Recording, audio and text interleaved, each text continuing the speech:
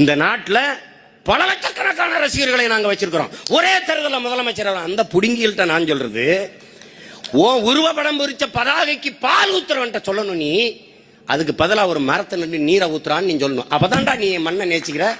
நீ அப்பதான்டா நீ எனக்கு தலைவன் ஆகிற தகுதியை பெறுவ.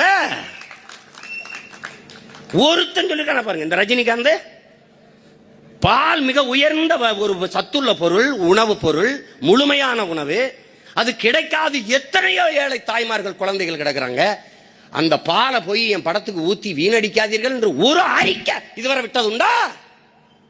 ஏன் ஊத்துறவை ஏன் ஆளு?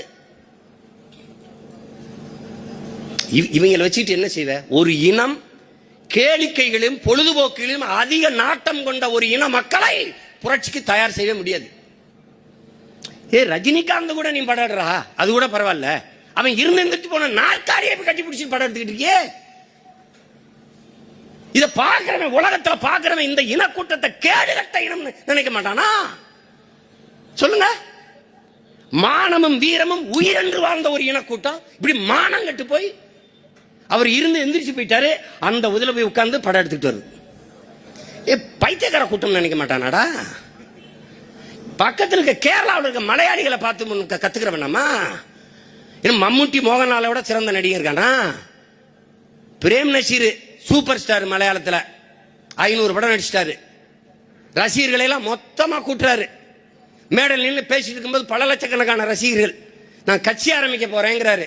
கூட்டத்துல இருந்து சரச்சரன்னு செருப்படுத்தி வச்சுட்டான். சத்தியமா நடந்துச்சு. அதோட முடிஞ்சு. எந்த நடிகனுக்கும் கட்சி ஆரம்பிக்கிற ஆசை இல்லை, முடிஞ்சு. அவனுக்கு தெரியும் உம்மன் சாண்டி வேற, பினராயி விஜயன் வேற, மம்முட்டி வேற, மோகன்லால் வேற. நீ நடிச்சியா கைதட்டுறோம், காசு கொடுக்குறோம், போய்கிட்டே இருந்துருவான். பினராயி விஜயன் சைக்கிளில் போய் முருங்கா வேண்டி வீட்டுக்கு போவார். ஆளு எடப்பாடியே ஹெலிகாப்டர் போய் தான் பார்க்குறாரு. மேலே இருந்து கீழே பார்த்தா எல்லாமே பச்சையா தாண்ட தெரியுது. பரதேசி பை மக்களை, என் ஊர் ராமநாதன் சிவகங்கையில் பார்த்தீங்கன்னா பச்சை பச்சைன்னு தெரியும்டா. இறங்கி பார்த்தா தாண்டா வேலிக்கருவ முள்ளுன்னு தெரியும். முட்டாள், இறங்கி பார்க்கணும். மேல இருந்து பறந்து போறவன் கீழே பார்த்தா என்ன செழிப்பா இருக்குப்பா அந்த ராமநாதன் சிவகங்கை. அம்பிட்டு வேலிக்கருவ முள்ளுடா. மேல இருந்து பார்த்தா வெள்ளம் ஒரே தண்ணியா தான் தெரியும். இறங்கி பார்த்தா தான் எவ்வளவு ஆழம், எத்தனை வீடு மிதக்குது, எத்தனை மாடு மிதக்குது, எத்தனை ஆடு மிதக்குது, எத்தனை மனுஷன் செத்து போனா. இது என்னைக்கா நீங்க கத்துக்குருவீங்க? நீங்க இது கூட தெரியாதனால எப்படா முதலமைச்சர் ஆயிரிய? அன்னைக்கு ஒரு தலைவர் தான்டா காமராஜ், வேட்டியை மடிச்சு கட்டிக்கிட்டு அப்படி மக்களோட மக்களா போய் நின்றுட்டு இருந்தான்.